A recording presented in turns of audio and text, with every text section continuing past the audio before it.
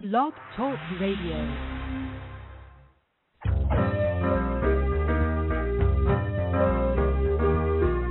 You're listening to Starseed Radio Academy, empowering Starseed to better serve the planet. Our special guest this evening is Marguerite Rigoglioso, PhD, who is talking about her Seven Sisters Mystery School course because a veil is now lifting on the epic of Queen Guinevere and King Arthur, revealing a mystery of many levels that holds important keys to help us rebalance the feminine and masculine, relink with the subtle realms of nature, restore our interconnection with the divine, and co-create world harmony. This course is based on the understanding that these great beings, along with others like Merlin, the knights, and the power women associated with this retinue, were real people who merged the lineages of the Essenes and the Fae in service to humanity. That only now, in this time of great tribulation, are they fully accessible to us as role models for our own spiritual awakening. Marguerite takes an integrated deep dive into the stories that have come down in writing, reading between the lines with inspiration from the divine realms to tease out the true history here, to unfold a fascinating new understanding of the clear understanding of this truth. She applies her intrepid research skills, her expertise in divine birth, and her own downpours received in ceremony while integrating information offered by oracles such as Lisa Renee, Wendy Berg, Claire Hartsong, and David Spangler. The result is a stunningly clear new vision of the ancient future of Avalon and Camelot that serves as a guide for your individual and our collective ascension. The 4-week course starts tomorrow, June 15th, and is available either live or on Zoom or in replay and continues for 3 more Wednesdays. Her website is sevensistersmysteryschool.com, and there you will find not only the Guinevere and Arthur course, but also pages for the monthly Mary Love Circle, Oracle Training, and Mary's Womb Mysteries. You can also find her on Facebook, YouTube, and Instagram. Okay, and now I am going to get Marguerite's mic open. Hello. Hello. Welcome to the show. Thank you so much, Arielle. Great to be here again. Well, it's good to have you back, especially with such an exciting thing that you've got coming up here. I love the title, Seven Sisters Mystery School. And this is just, it's going to be fabulous. So tell us, how did you decide or come up with this idea? Has this been developing for a long time? You mean for Seven Sisters Mystery School or for my course on Guinevere and Arthur? Oh, yeah. Well, I founded Seven Sisters Mystery School in 2012. So as of this recording, 10 years ago. And I knew that I was creating an esoteric school that could house many of the things that I had already been teaching and would be teaching in the future, as well as my guidance and counseling of others. But I needed a name for it, and in the shower came Seven Sisters Mystery School because of all of the connectivity that I'd had through my research and through my own oracle states with the Pleiades as the Seven Sisters, or the 7 starseed mothers of the world. So that's something I had been looking at extensively, and it all came together as sort of the right umbrella for everything that I was doing. In other words, everything that I do at Seven Sisters Mystery School is kind of imbued with a Pleiadian feminine energy for the purposes of assisting humanity in opening our hearts and our consciousness. Wow. So now I got a better idea of this mystery school. There's all different kinds of things that are, like, if you want to call them courses or trains of thought, lines of of research that can all come under this. So yes. Now the Queen Guinevere and King Arthur, when did that start becoming part of this? Yeah, well, 10 years ago when I started the school, I was already publishing my work on divine birth as an actual bona fide practice of holy women whose purpose was to bring avatars or high beings to the planet to help humanity re-advance itself and come out of the trough of negativity and trouble that had been upon the planet. So in my studies on divine birth, I realized there was a wide network of divine birth priestesses throughout time, all over the planet. My focus was on divine birth in ancient Greece, and with that, discovering that the Pleiades were 7 virgin mothers of humanity. So they have this divine birth process and practice associated with them. Of course, right on the heels of that, I understood then Mother Mary in a new context, that she was part of these priesthoods. She was not the only actor in this practice. And then fairly shortly after that, I completed that work on divine birth in 2007, and have basically been writing and teaching about it ever since as one of the main parts of what I talk about and teach about.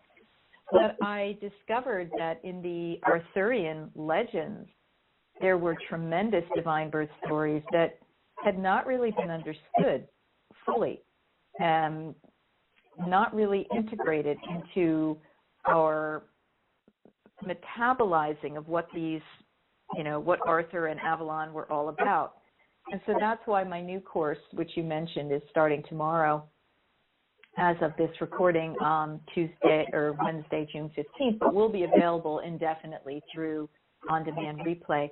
That course, Heal Yourself in Our World by Reclaiming Guinevere, Arthur, the Fae, the Fairies, and the Round Table, has emerged from that understanding of divine birth, the women associated with it, what it's all about, and how all of this connects in with the Christ Sophia consciousness that so many of us are awakening back into as a means of personal spiritual development and ascension, if you will, and planetary healing and reclamation. Wow. I mean, I think I have a lot of records in England, so naturally the King Arthur, that whole story has been fascinating. And I want to know more. Exactly. Well, so much has been written about King Arthur, Guinevere, and the other personages associated with their lineages.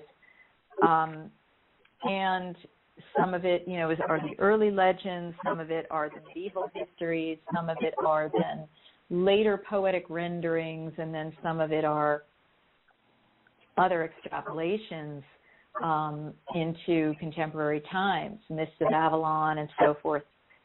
And so there are also, as you mentioned earlier, oracle people who are discovering much more about these great beings. They've written about them as well. And what I have to offer is to sort of consolidate some of the more mystical teachings about Arthur, Guinevere, and that history, and helping us to understand how divine birth is connected into it and what this means for us, how these people, these beings, are connected into interdimensional realities that we need to connect back up with now, related to ancient Essene lineages, ancient fairy and she lineages, and, our ancient star being ancestors, as well as hidden and veiled histories on the planet.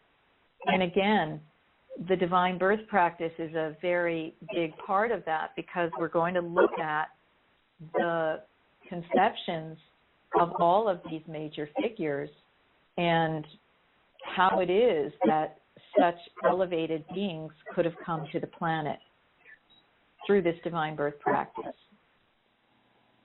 We're also going to be looking not just, intellectually, philosophically, but we're going to be looking at the implications of these mystical teachings for our own lives.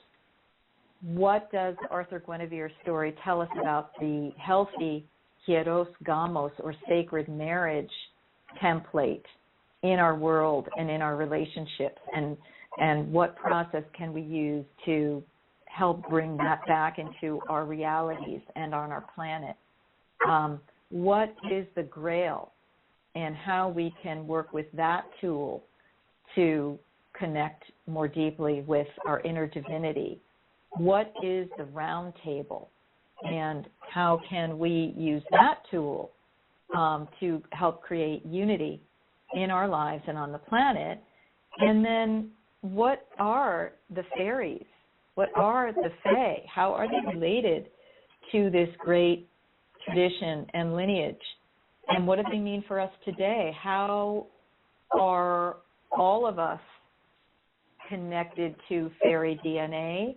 And how do we sort of pluck that like a harp string to enhance our own lives? So these are some of the things we're going to be experiencing in the class, in addition to all of this other sort of mind-opening information. So, I've heard stories, read books, and movies. What would you say are some of the most common misconceptions about the legend of Arthur and Guinevere? Mm-hmm. Well, first of all, that Arthur was exclusively a warlord. It's clear that he was much more than that. He really was a mystical priest king. That's one thing. The misconception that Guinevere was sort of a shadowy nobody who really created nothing but trouble for Avalon. And we're going to be really digging under that to discern intuitively who Guinevere was and is and shall be, in the way that we've been doing the reclamation now of Mary Magdalene, for example. So the big question will come up: was Guinevere happily partnered with Arthur in the original template of this situation? Why are we told that she had dastardly intrigues with Mordred, or sort of these passionate kind of stories with Lancelot? Was that an intrusion into her story? Right? So those are some of the major things that we're going to be looking at. Kind of in the same way that Mary Magdalene was denounced, exactly. By organized religion. So you're organized saying the religion. Same, so the same kind of pattern. Everybody's like, oh yeah, Guinevere and Lancelot, and it's like, I don't know if that's really. A person of nobility, you would think that couldn't be true. But, Hollywood and all that, they got to have, intrigue in the movies. So, yeah, I was just wanting to know any other misconceptions or misdirections in the story that most people think they know. Yeah, those are the two major ones, because what we're doing is we are restoring the wholeness of the Arthur Guinevere template, really on the interdimensional planes, as this goes back to the star lineages and the star origins and the star peoples, that came through the British Isles. And so there are many esoteric levels by which to understand this story and reclaim it. Because when we reclaim these stories and sort of brush off the sort of lower vibrational energies that have been attached to them, we increase the vibration of our own lives and our own planet. And so it's not about repressing sexuality or that type of thing, but it's like looking at what does a healthy, sacred marriage between a man and a woman who is really in their exalted state look like, feel like. You know, it's what most of us so deeply desire.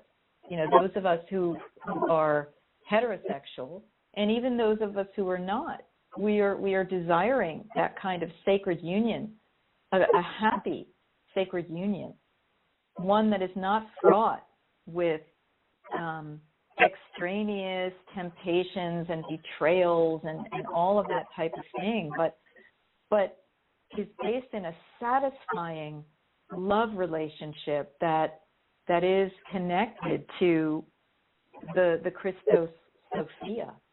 What would that feel like? What would that look like? That's what we're going to be about in this course as part of it. So you mentioned Ascension on two levels, you know, as a collective and as individuals. So how does that, you know, the information, understanding, and things that you're putting in this Guinevere Arthur course, how does that work? Right. So did I ask that correctly? Yeah.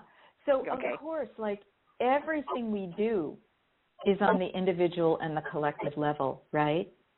What we do as individuals affects the collective, and what goes on in the collective affects us as individuals. So this class is all about starting from the point of our own hearts, you know, our own wombs, our own minds, and really digging in deeply and elevating our energy as a means of getting back into our divine human blueprint, okay, what's been called our divine human blueprint. What does it mean to access that DNA and walk more and more and more from that place? What does it mean to release the trauma energies? What does it mean to reconnect with that Eden-type energy for each of us in our individual lives? What does it mean to have the open, sacred heart? And so as each person goes about that process, that sends powerful waves into the collective.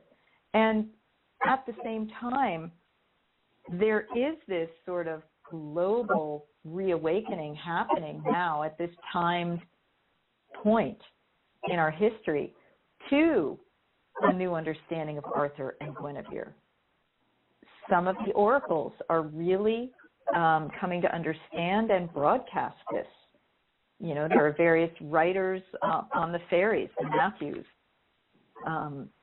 Caitlin and I think it's John, Gareth Knight, Wendy Berg, and we've got Lisa Renee as a major oracle who's been bringing through tremendous amount of information about what is really happening on the interdimensional planes with this story reawakening at a new octave. And therefore, what is the massive healing that's going on a planet that many believe is really besieged, has been besieged for thousands of years by negative energies. And many of us starseeds believe that this is the time for the throwing off of those shackles. So there's something really key in this story and the processes of awakening to this story, both in ourselves and in our collective, that are going to be affecting that great healing and affecting that great coming out of the prison that our planet has been in for so long. Yeah, I have to agree with you because, I mean, it really started in incredible numbers in 2019. Yeah. I mean, Starseeds were just coming out of the woodwork. It's like popping out. Popping out is like all around like crazy. You know, I know there's something really important that I'm supposed to be doing that I can't remember. Yeah. You know, so they end up on our website, right. and we help them to decode their charts and their mission. I want to ask you: is there symbolism attached to the concepts of Excalibur and the Round Table? Oh yes, absolutely. Yeah, I mean, especially the Round Table. What we're going to be looking at is the Round Table as a multi-leveled technology. It's both an external possibility in that when you think of literally a round table at which people sit, it establishes equality among all participants. So it is a symbol of social unity consciousness, if you will, non-hierarchical interaction, discussion, decision-making, and so forth. So if we think of it as a large round table on that literal level, it's already a symbol of unity. But Merlin, I believe, talked about that it was something that could be also carried in your pocket. So how could it be both things? Well, if you look at it as a multivalent, really like technology, as I'm saying, if you look at it as an inner technology, what is the round table within yourself?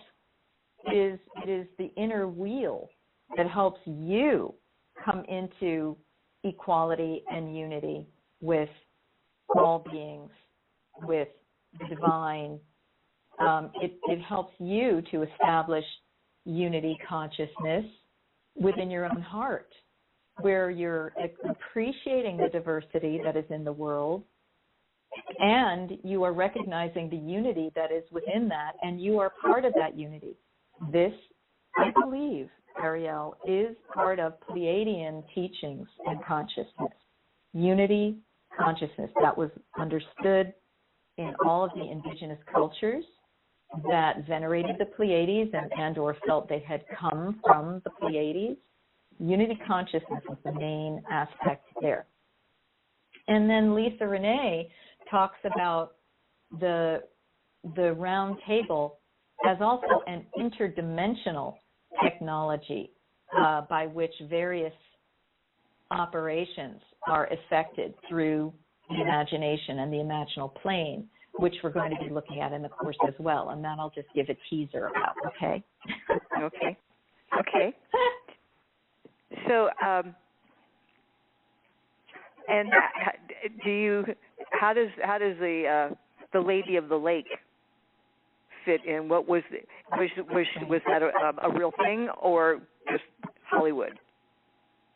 No, she is in the old medieval legends about Arthurian times, which it is thought go back actually far earlier than medieval into the Dark Ages, which would be the 6th century, the 500s AD period. She is named there in various of the writings as this mystical woman.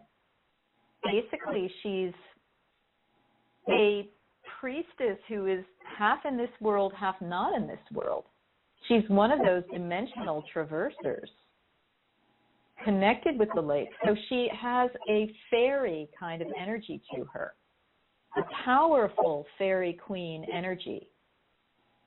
She appears as a teacher, as an ally, at times of Guinevere, at times of Lancelot, and she is the place to which the sword is thrown after all of its machinations and so forth, killing millions of people, she like absolves it, she purifies it, and so forth. And then she grants it back to the one who is fighting, but it's the warrior, this is on the mystical level, the warriorhood of Arthur and these knights and so forth is not really just about vanquishing the Saxon invaders to Britain, but really the forces that are underneath that would disrupt the Celtic, going back into prehistory,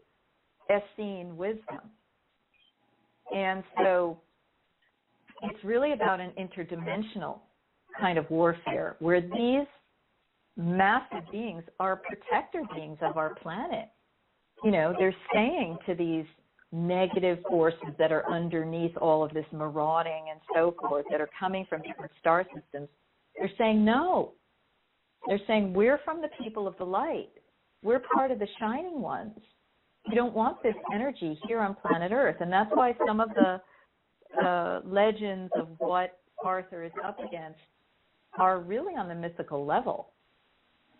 They're kind of like lizard-headed beings and, fantastical creatures and so forth. And I think that's where the reality of this story lies. This is what these men were protecting the earth and the feminine from, was the invasion of these forces. Oh, it rings so true. And what is the time frame when Arthur lived? Right. So historians believe that it would have been the 500s, 500 AD, between 5 and 600 AD, the 6th century. Now, however, you kind of have to go into, that's on the third dimensional level. If you go into mystical time or mythical time, you may understand these happenings as much earlier, prehistoric, if you will. The place and space of no time on dimensional realities that are connected to this realm that are beyond it. Because, what is Avalon? Where is Avalon? Right? What is Camelot? Where is Camelot? Just like we ask, where is the Olympian realm? Where is Shangri-La? Right? Where is Shambhala? These are all interdimensional places, and therefore it's really unclear what time period we're talking about. I mean, we could be talking about thousands of years ago. We could be talking about histories that go back even farther than that. So we have to look at all of this with our fifth dimensional eye and beyond to really discern the when and the where of all of this activity. Right. Well, and truly, the important thing is that it happened. Mm-hmm. And at that time, and a lot of, this is not, this is just things that you see, like, in movies, or you read articles and books and things. But it seems to me that I remember there was a polarity between the old religion, meaning things, the pagan, the Celtic, old religion before Christianity, and then the new Christianity. Was that really an issue during their time? Well, what this course is going to do is it's going to get under that polarity. And it's going to suggest that there was a living stream of wisdom, knowledge, teachings, and understandings from the stars that we might call pagan or Celtic or pre-Christian, that is actually embedded in the Essene and Nazarene lineages that both predated and went into the time of the living Christ in Avatar. And all of that is part of the same stream. So the polarity is not really between paganism and Christianity in its esoteric way. It's between that living stream and a programmed Christianity that really was the result of negative interdimensional forces. You see? Oh, yeah. Oh, absolutely. Yeah. I can totally see that. Yeah, because it's like Celtic Christianity was really pre-Christian when you really start looking at it. And it's like, well, how could that be? And why were they so Christian from very early on before Christianity really even got there? Well, it's because this living stream of the Essenes was already happening over there, possibly through a combination of that. The lineages that came in through that portal were known as She, or the Shining Ones. And then there were also human migrations that came from the literal Middle East and desert places up into those British Isles in a time that may or may not even be historically calculated or provable. But, you know, we have that story in the like the ship of Solomon, that's part of the Arthurian story, where Solomon, you know, sends like a ship, you know, up to the British Isles, and again, it's carrying the Essene lines. Lisa Renee says that the language even of the ancient Celtic world was really from the Egypto-Essene times. So we're getting underneath traditional crusted history, which is often a very three-dimensional, very limited, and very deliberately obscuring of other realities, precisely by these negative forces that have been activated on our planet to hide from us the reality and the connectivity that I'm talking about. Yeah, I completely understand. And so this course is to help people break through that, through understanding, through you know, the things that you're going to be talking about in the course, and not the least of which is the rebalancing of masculine and feminine. You know, and certainly, just like Yeshua and Mary Magdalene, you know, Arthur and Guinevere, these are sacred unions in equality and balance. And there's so much power that comes when you achieve that. Yeah. Yes, there is. There's so much healing that happens on every level. Our heart's desire is fulfilled through that because we go back to a memory of when things were in harmony. And that's what we're trying to resurrect on the planet now, in our lives and in our world. Wow.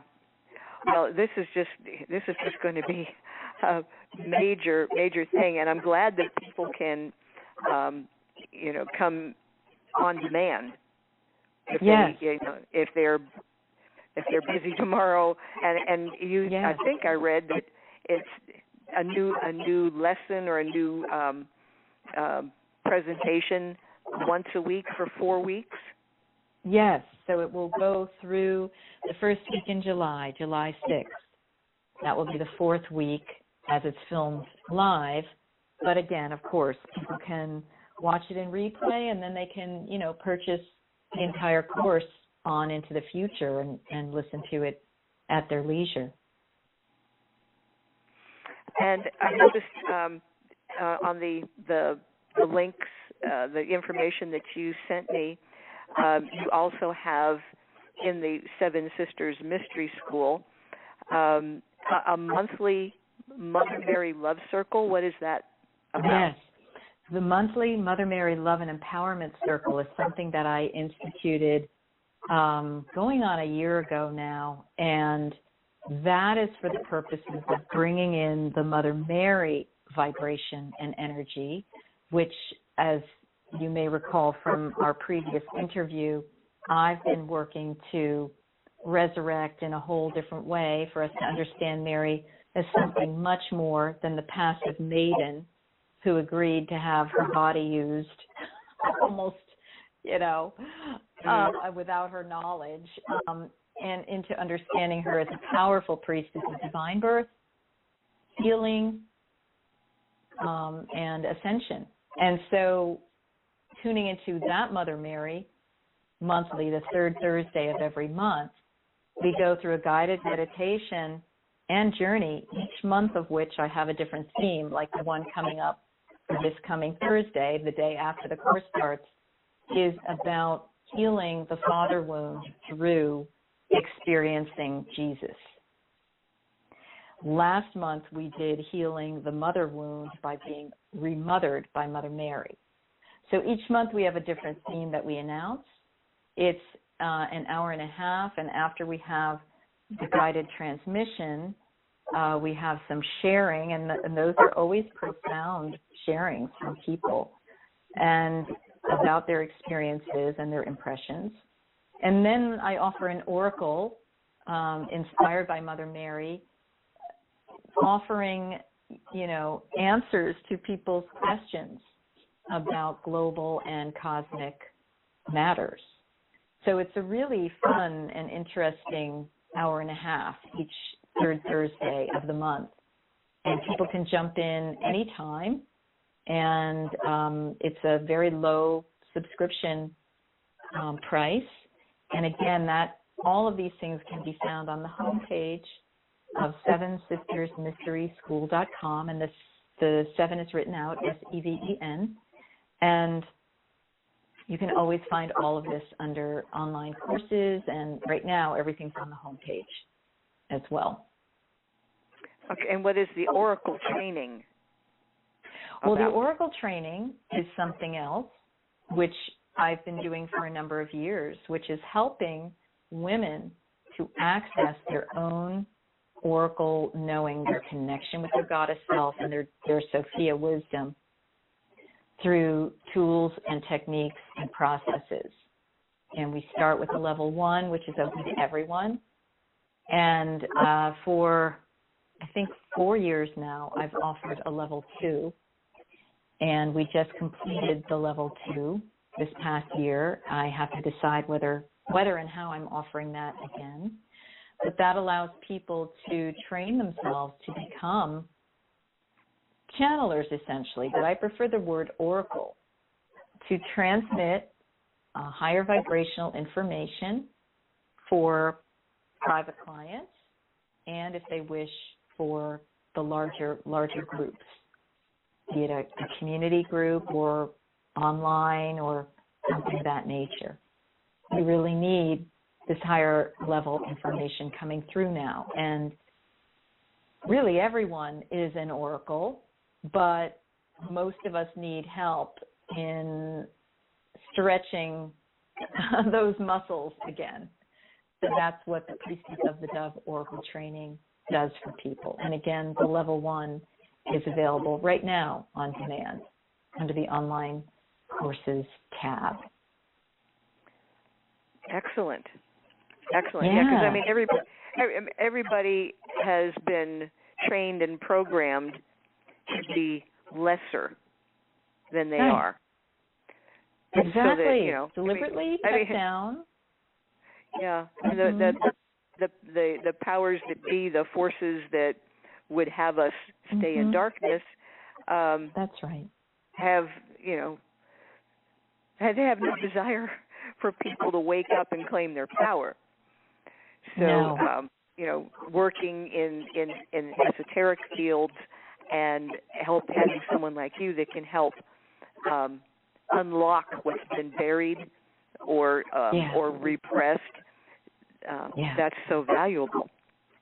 Yeah, Very, very important. And part of this massive ascension or inscension, I say, because it's an inside job, on the planet right now, which is getting really stirred and intensified by all of these shenanigans that have been set forth on our lands over the past 2 years. Yeah, I feel like on some level it's a last-ditch effort. It's like a last-ditch effort. Yeah, throw everything you got, and there comes the kitchen sink.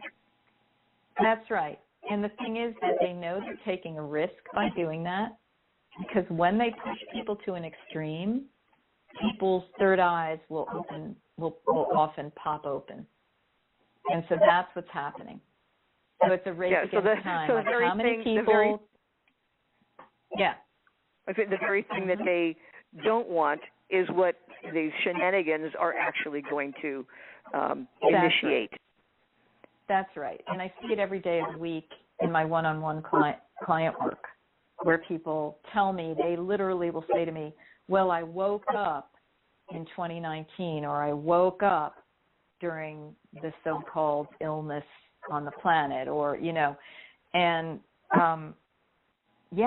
it's a risk that these forces take, and it's basically a trying to race against time to how many people can they dumb down with their, attempted technologies, which actually in a way are not really working, because the human body is continuing to supersede whatever's being injected into them and so forth, right? So it's a very interesting process right now. So is there anything else that you would like to mention before we wrap it up? Well, just, warmly welcoming everybody to go to the Seven Sisters Mystery School website, click on the link to find out more about the class, some of the more of the details, and if you're feeling inspired and called, definitely join us. It's going to be a great group. This class has stirred a lot of interest worldwide, and really it's because the time is now.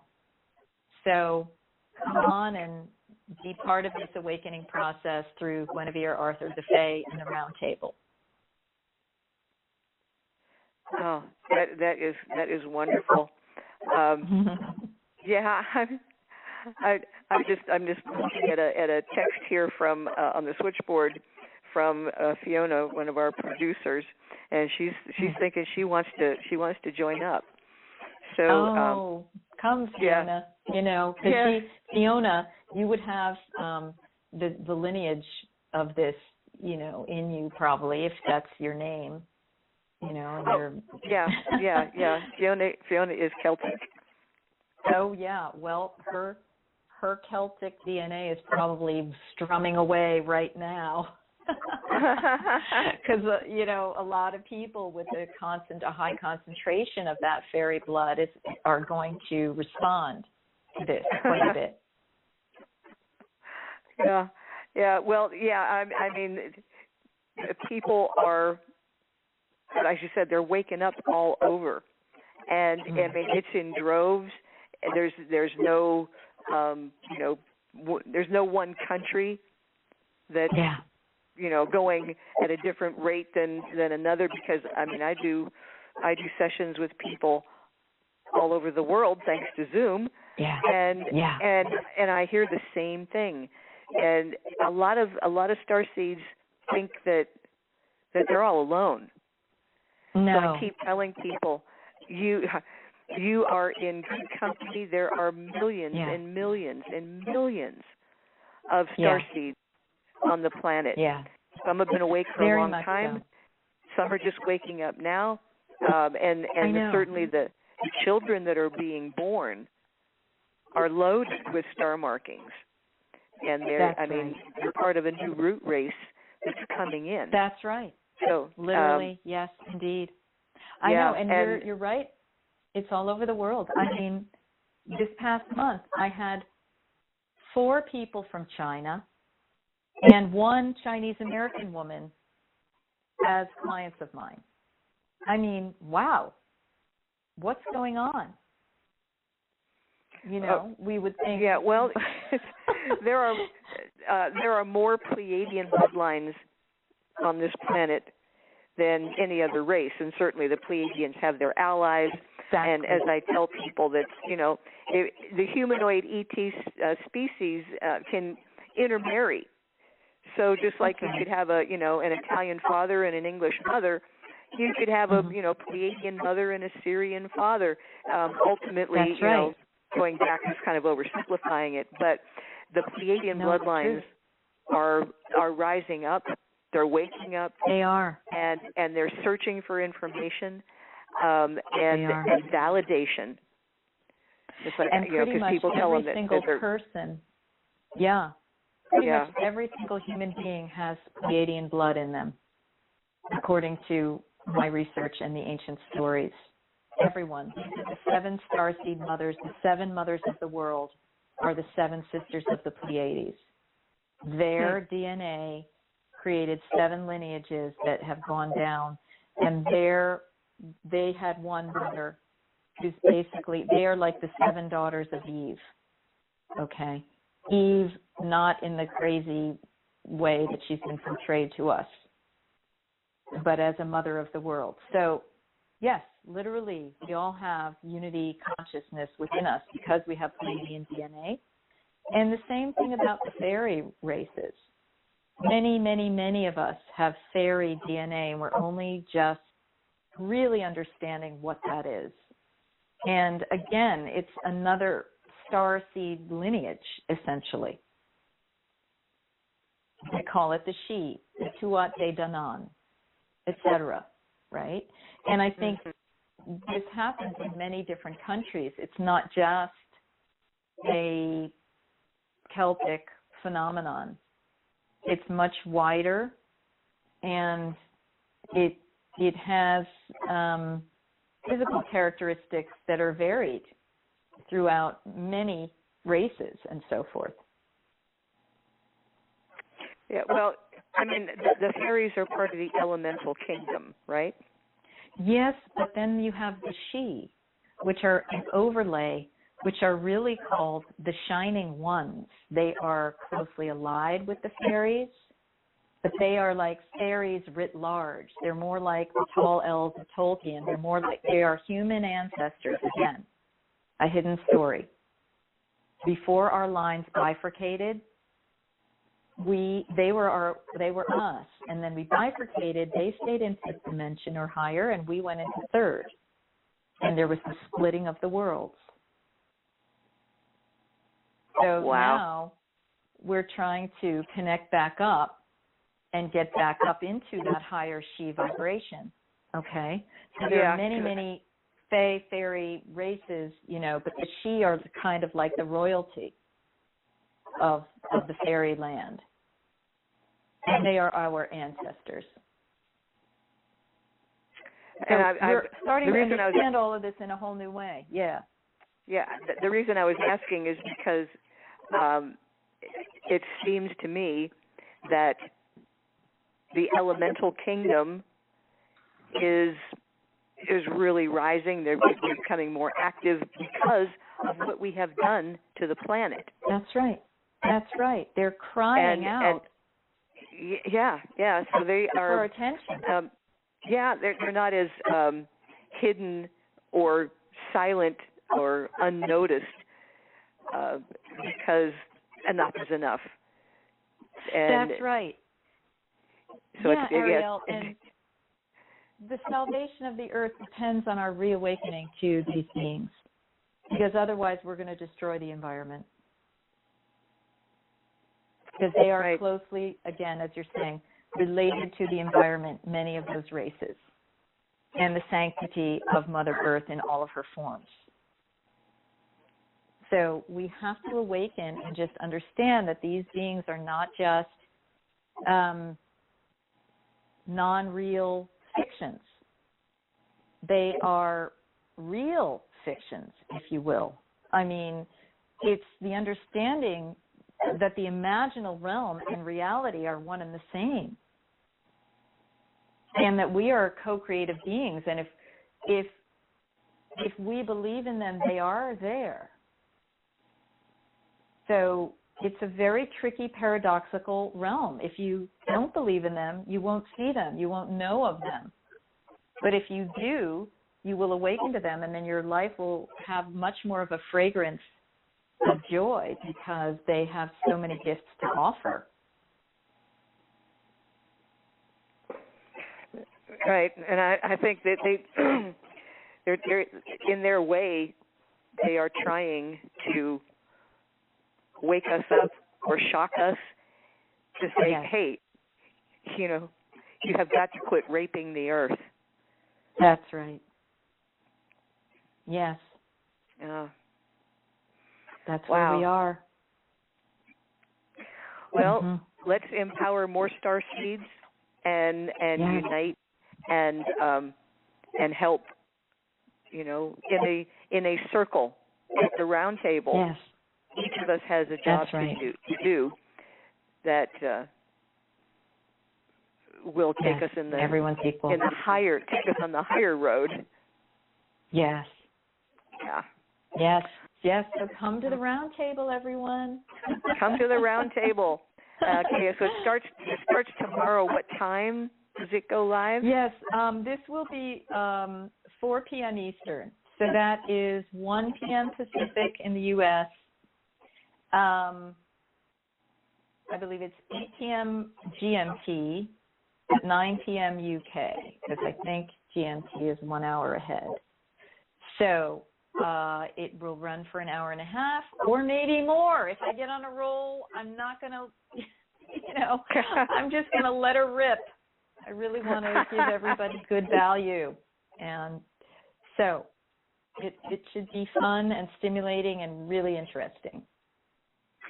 And beneficial on multiple levels. Yeah. Yeah. Yeah. Okay. Well, Marguerite, thank you so much for joining us this evening. And you're welcome. I thank you for the work that you do to help Starseeds individually and collectively. Thank you so much, Arielle, and send my love to Lavender. I'll do that. So that's it for us tonight, boys and girls. We'll be back 2 weeks from tonight. And enjoy the solstice. Make it special. Honor the earth. And we'll see you in 2 weeks. Okay. Good night, everyone. You've been listening to Starseed Radio Academy. Visit our website at www.starseedhotline.com.